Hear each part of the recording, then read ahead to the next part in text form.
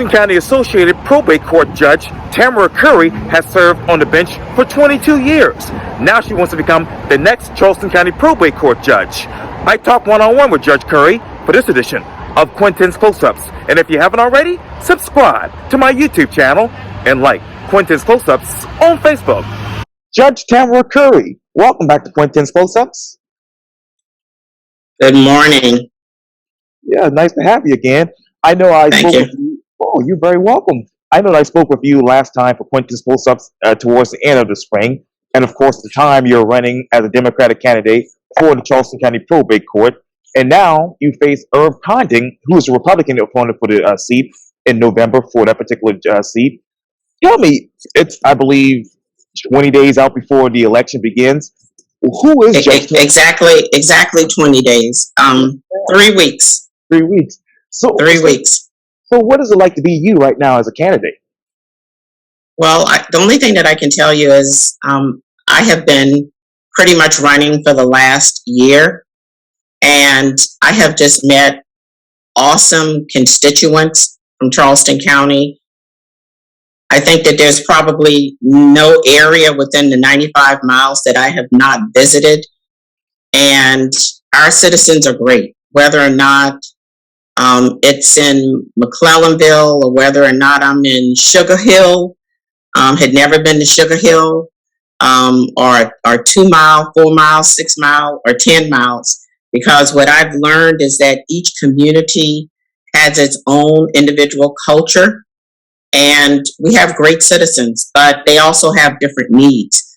And that's one of the reasons that I'm running. You talk about the culture. What is the culture within the Charleston County Probate Court right now?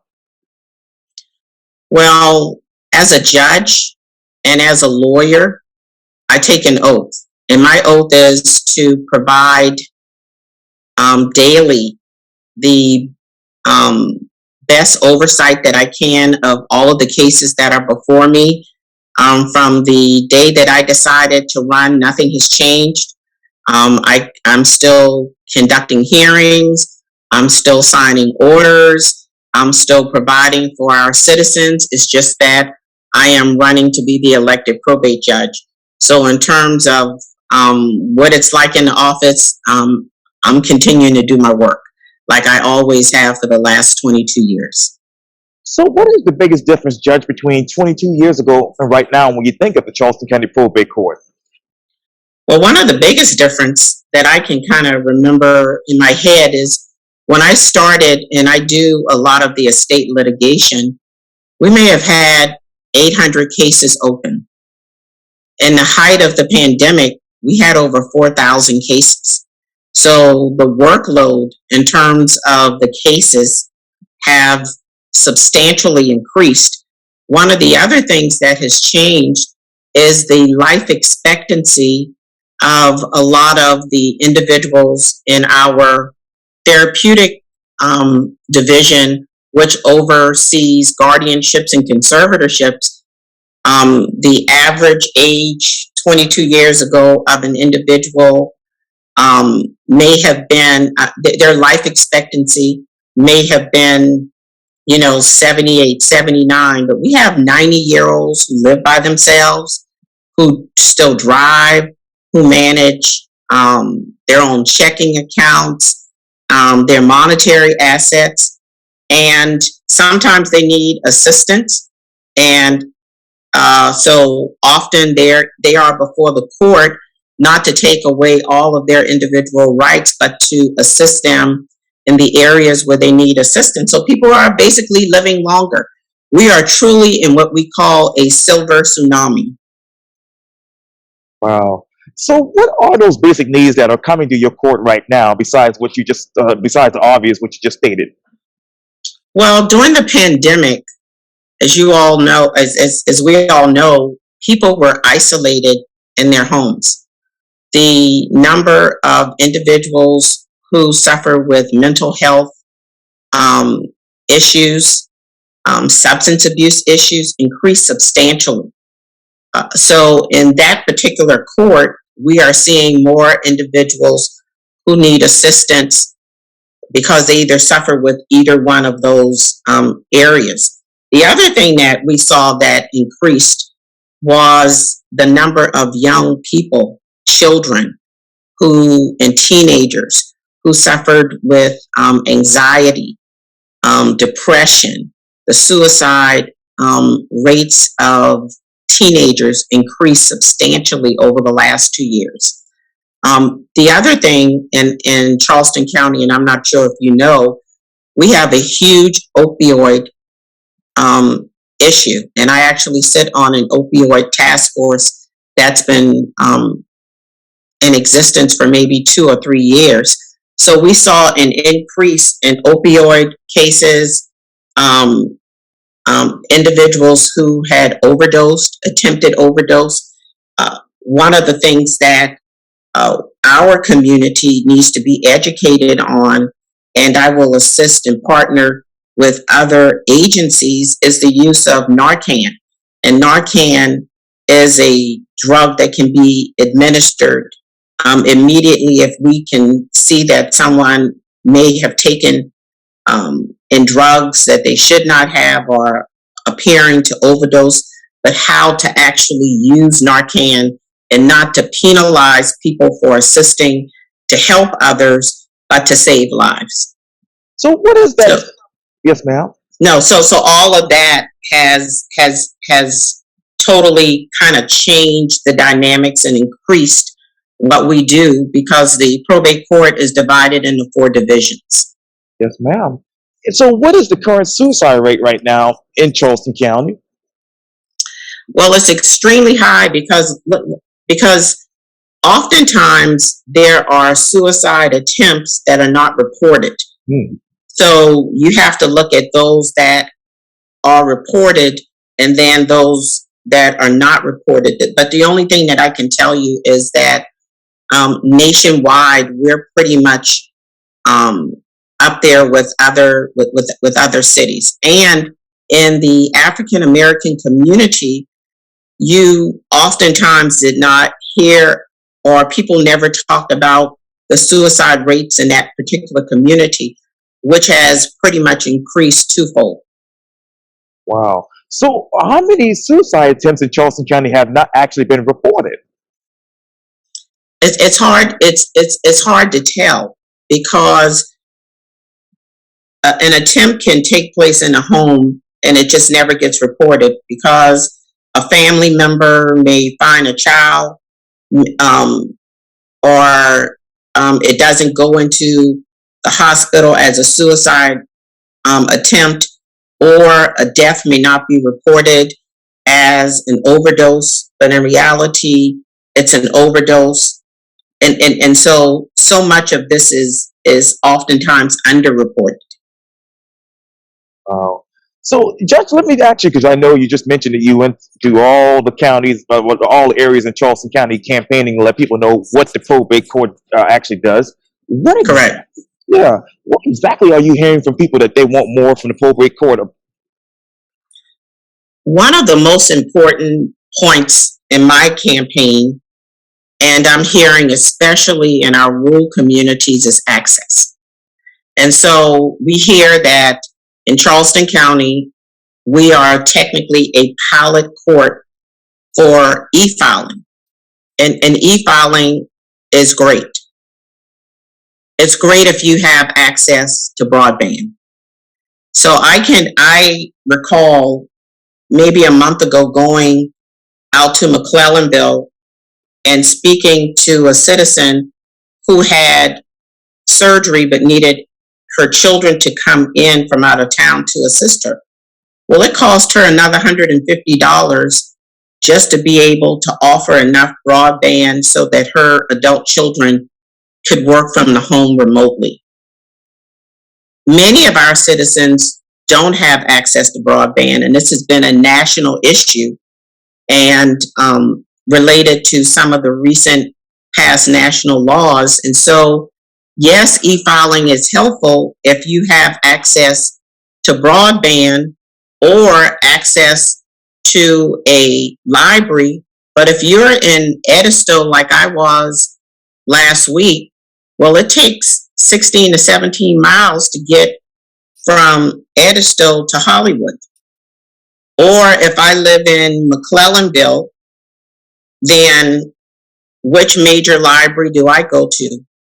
And so often, so many of our seniors live in rural areas where they have to wait on children, grandchildren, to take them to the probate court, which in most situations, when I'm looking at Charleston County, is 95 miles long, 25 miles wide.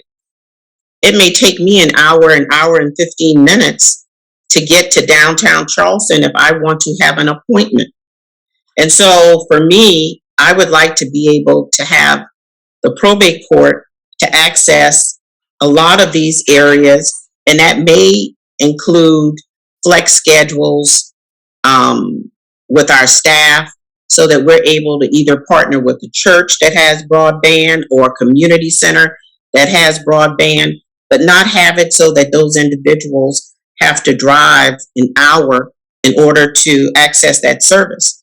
And you also know we love Charleston, and it's sunny outside, and it looks like it's beautiful where you are. I'm cold though. But it could be sunny outside and our streets are flooded. And so in a day that they want to come down and, it's flooding, it's raining, I have to find parking, and I have a senior individual, and is there room in the garage?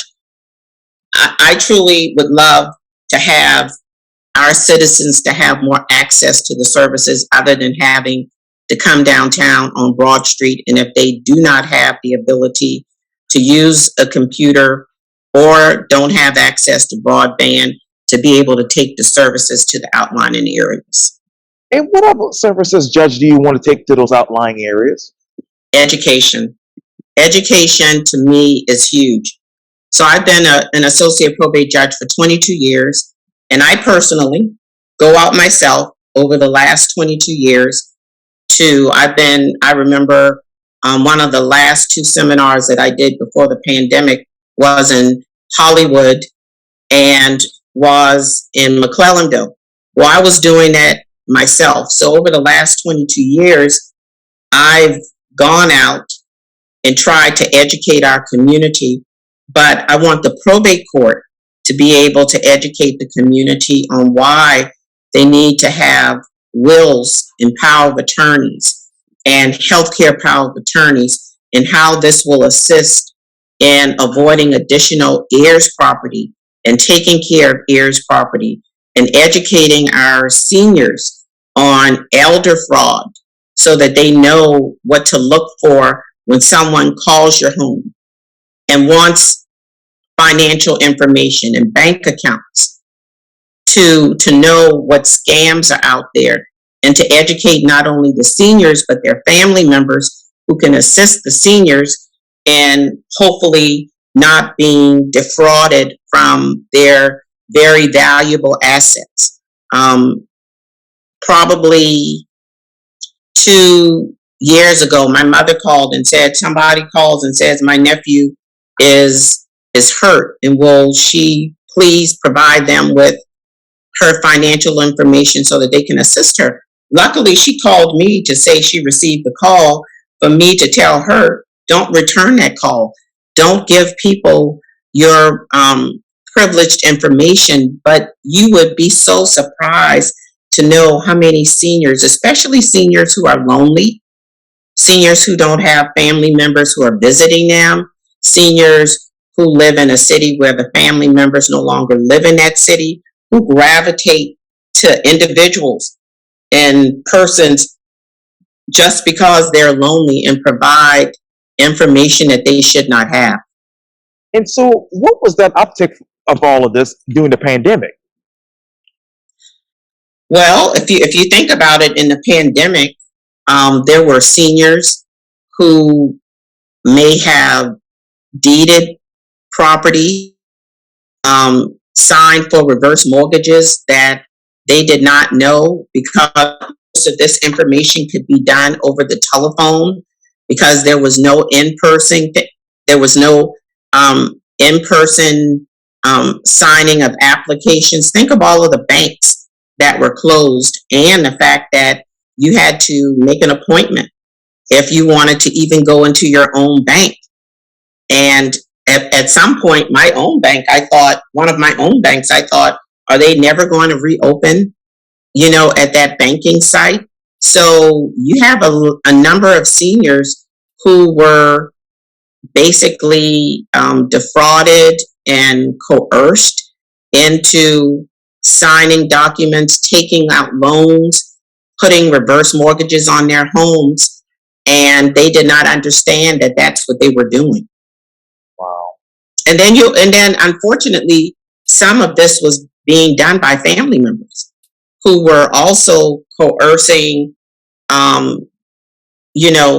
family members who were incapacitated or who just really trusted a family member into even deeding their homes out of their own name. So, how many of those calls did you all receive? Well, normally, if the court receives a call, oftentimes a wellness visit is done.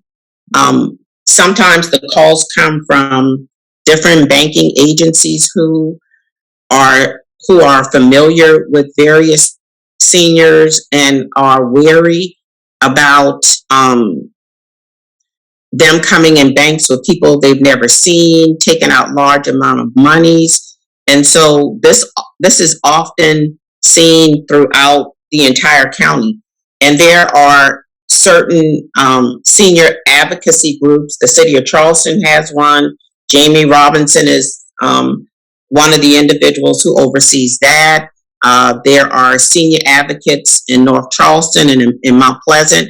And so we will get calls from police agencies, but then they also have mechanisms in place where certain petitions may be filed in order to assist seniors. And as I've indicated, wellness visits being sent where officers are going into the homes checking on seniors or even an alleged incapacitated person who may not be a senior. So, how many of those wellness visits have taken place this year? I don't have the percentage because the calls sometimes go directly to the police department. They don't come to the court. So you will have a family member who may live out of town and they've been trying to reach another family member. So what they will do is call whatever or whoever the nearest police department is, and then that a police officer or advocate will go out to that home and check on those persons. We would not have the percentage of those, but your various local police agencies would be able to have a record of that. Well, let me turn back to the campaign because, as you know, you obviously became the Democratic nominee, and you currently are. But yes, right after that, you and obviously Judge Condon made some news. As you know, the Post and Corey reported this. Charleston County Probate Judge Irv Condon and Associate Probate Judge Tamara Curry face nepotism allegations over the deployment of their relatives as clerks at the court. Let me ask you this, Judge. When did you first learn about these allegations? There was a reporter contacted me, and after the reporter contacted me, the allegations, there were complaints filed. However, I can tell you that all of the complaints have been dismissed against me. I do have a family member who works with the probate court. I did not interview that person for that position. I am not the supervisor for that person. I have nothing to do with hiring employees as an associate. One of the reasons that I want to be the elected probate judge, because as the associate probate judge, I'm an appointed judge, but I don't oversee hiring, firing, salaries, anything related to the probate court's budget. I have no authority over, but I can tell you that the complaints were found to be unfounded, and have been dismissed. Now, according to the Postal Courier, state investigators were probing the nepotism allegations that have been lodged against the two Charleston County probate judges, of course, you and Mr. Condon, who have relatives working as clerks for the court's document show. So, how long has your relative been working for Charleston County in that particular probate court? I'm not sure how long she's been working there. However, she was employed prior to being a relative of mine, and the majority of my work is done in the estate division. She works in the therapeutic division and has a separate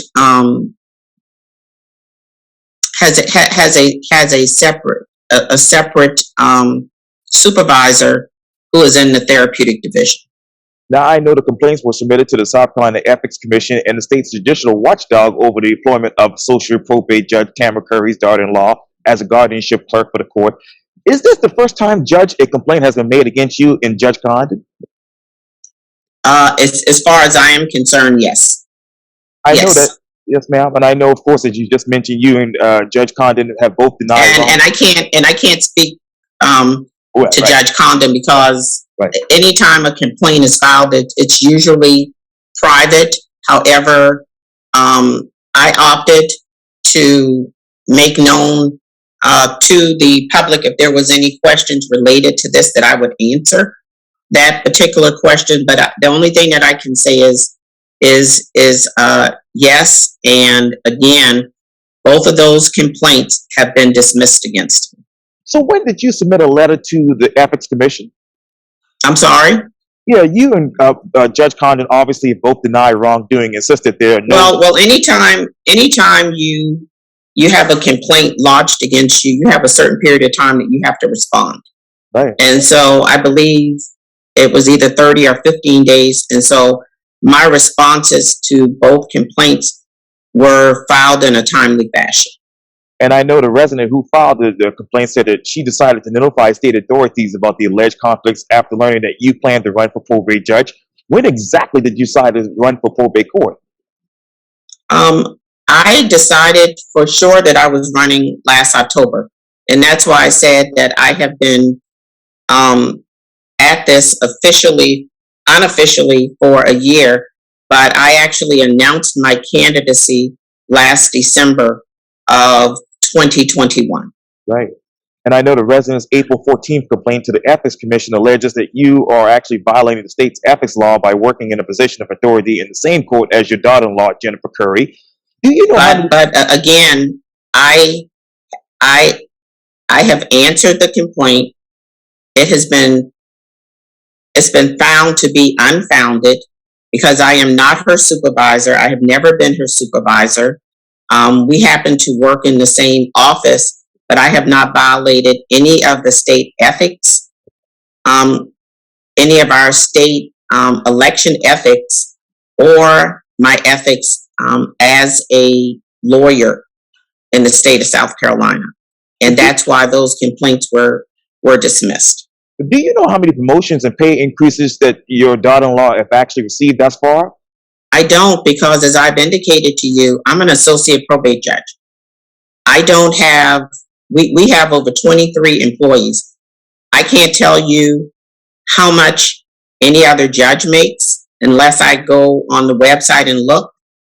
I have no authority. I can't tell you how any of the estate or guardianship clerks. I can give you a roundabout figure, but I have no authority over that. And that's one of the reasons why I am running to be the elected probate judge, because I'm an appointed person the same way they all are appointed. We all serve at the pleasure of the elected probate judge. And so I have the authority over the cases that I hear daily, making sure that I am being fair and impartial, following the law over the cases that I have. But in terms of the staff, their salaries, the hours that they work, where they work, I'm an appointed judge, just like the other two judges that are in our office. Now, I know Jennifer Curry reportedly started work at the probate court, as you mentioned, in December of 2016 and was vetted and hired by the clerk of court of the state division, according to Judge Condon. Were you ever notified of her vetting? I was not. I Okay. was not. Actually, uh, she met the clerk of court at another event, or I had nothing to do with her employment, her interviewing. I had no knowledge of. I knew that she was applying when she said that she was applying, but in terms of everything related to her interviews, that had nothing to do with me, and I was not involved in it. Were you ever notified of her hiring when she was hired? Of course, I knew that she was hired the same way we're notified of the fact that once a determination is made that someone's being hired, that's not done by me, it's done by Judge Condon and whoever the supervising clerk is. The same way we have a position open now. We get a notice someone's leaving, and we get a notice when a person is hired. And so I got the notice when everybody else got the notice. Now, I know the county records show that she married your son a month later in January of 2017. Was there any discussion that is, to move her to another department within the county? I had nothing to do with that. No, sir. Okay. And I know that obviously, as Judge Condon said in his written responses to the questions, he said this quote, Mrs. Curry and Mrs. Padron have the education, experience, and qualifications for the jobs. So what were your written responses to the Ethics Commission? My written responses were done by my lawyer, and I can provide her name to you, and we can provide that information to you. But everything was done through my lawyer, and as I've indicated, it was done in a timely fashion, and all of the allegations were unfounded and have all been dismissed. Well, let me ask you this, Judge Curry. With your daughter-in-law working for the division, how does that affect your work right now? Well, as I've indicated to you, I'm a judge. I take an oath. Her working in the office has nothing to do with me serving the constituents of Charleston County. I hear my cases daily. I research my cases daily. I I provide fair, compassionate, impartial um, decisions. And so my running for probate judge, my work is to provide the required diligence in all of our cases, and and her employment there has nothing to do with that. Actually, the majority of the time we are in two different buildings. My main office is in the historic courthouse, and she is in the judicial center. And so I spend very limited time in the judicial center. So it really does not reflect on my ability to serve as a compassionate judge for Charleston County. Now, And I can tell you, I'm very proud of the record that I have over the last 22 years, because I've had very few cases, probably two that were remanded and one that was overturned in 22 years.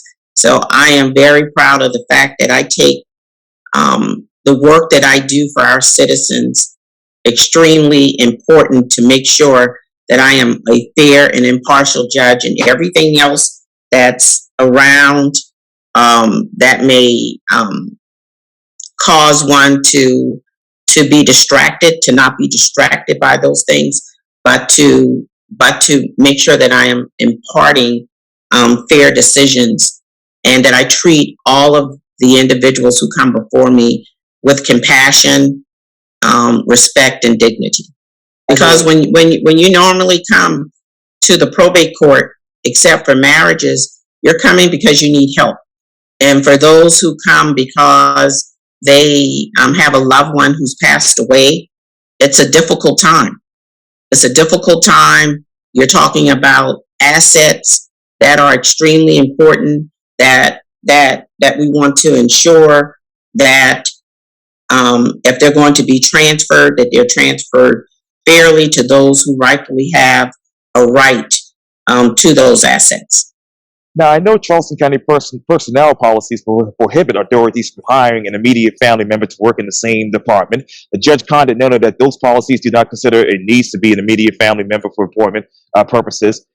Isn't that still a violation of the anti-nepotism provisions in the judicial canon by having? No. Well, the only thing that I can tell you is that we have canons, okay? In regards to Judge Condon's case, that's Judge Condon's case. In regards to my case, I am not her direct supervisor, okay? I don't supervise her, period. I have never supervised her. And so the allegations were that I had supervised her, that I had given promotions, and that I dealt with her salary. I don't do any of those things. If I've indicated, I'm an associate. I don't have authority over supervision. I don't have authority over what a person or what anyone in the probate court is paid or their promotions. That's why I'm running for probate judge. Now, if you ask me this in January, okay, and I hope we'll be sitting here and you will have me back on your show, because I will be the probate judge for Charleston County, then I'm in a different class. Now, I am not, I am an appointed person like the other 23, 24 staff members, and we serve at the whim of the elected probate judge. now, you didn't hire her, but who exactly hired your daughter-in-law? I can't tell you if the exact hire comes from Judge Condon or her supervisor is a person named Regina LeBlanc. Okay. That is her direct supervisor. And you would have to ask them who answered those particular questions. But we have a separate clerk of court for the therapeutic division who's a supervisor, and then we have a clerk who is an estate supervisor. I'm running out of time, but Judge I know. Oh, thank you so Yes. much for your time, and thank you for coming on Quintin's Post-ups. Hope to have you soon again. Well, I want to tell you two things. I heard you had a birthday, so happy birthday. And then I also want to congratulate you on your honor that you received from our mayor. You do great work, and want you to know that your podcast is extremely important, and congratulations, and continue to do what you do. Thank you. Thank you. And guess what? In January, yes, ma'am. you come back and have me back on this show when I'm the elected probate judge of Charleston County. We'll make that happen. Absolutely. Okay? Yes, ma'am. Thank you. Thank you.